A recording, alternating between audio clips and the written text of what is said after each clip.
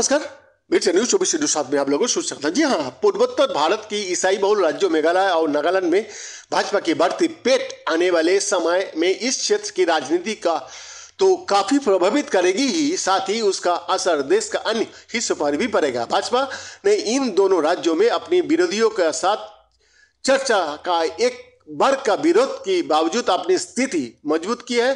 दोनों राज्यों में भाजपा ने बड़ी संख्या में ईसाई उम्मीदवार भी उतारे थे। भाजपा ने नागालैंड में 12 और मेघालय में 3 सीट पर जीत दर्ज की है। धर्मांतरण मुद्दे पर भाजपा की रुख को लेकर चर्च का एक बड़ा वर्ग भाजपा से दूरी बनाकर रखता है और ईसाई बहुल नागालैंड और मेघालय में भाजपा के लिए ये एक बड़ी राजनीतिक चुनौती भी रहा है। हालांकि बीते वर्षों में भाजपा ने इस स्थिति को बदलने की बड़ी कोशिश की है। दोनों राज्यों में उसके पदाधिकारियों से लेकर उम्मीदवारों तक बड़ी संख्या ईसाई समुदाय के लोग की है।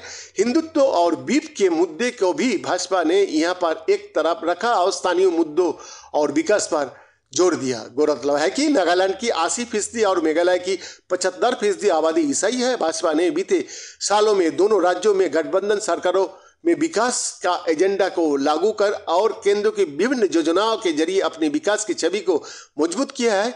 इसका असर इन राज्यों को युवाओं में देखने को मिलता है और वो भाजपा को समर्थन भी करता है।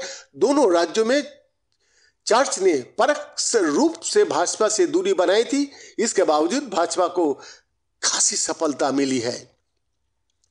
मेघालय में भाजपा ने 1993 से विधानसभा चुनाव लड़ना शुरू किया। ये तीसरा मौका है जब भाजपा ने 2 सीटों जीती है। 1998 में भाजपा को 3 सीट मिली थी।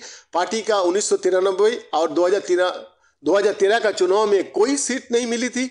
2003 और 2008 में 1 सीट मिली थी। पिछले 2018 के चुनाव में भाजपा ने 9.63% वोट के साथ 2 सीट जीती थी।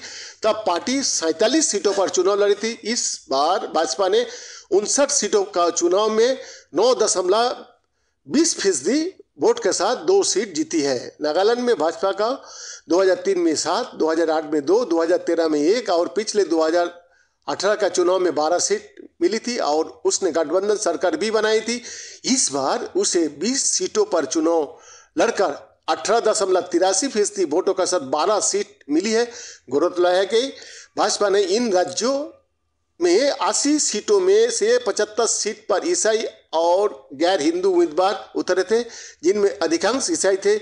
ऐसे में भाजपा का देश भर में ईसाई समुदाय के अपने प्रति हिचक को दूर करने में भी मदद मिलेगी।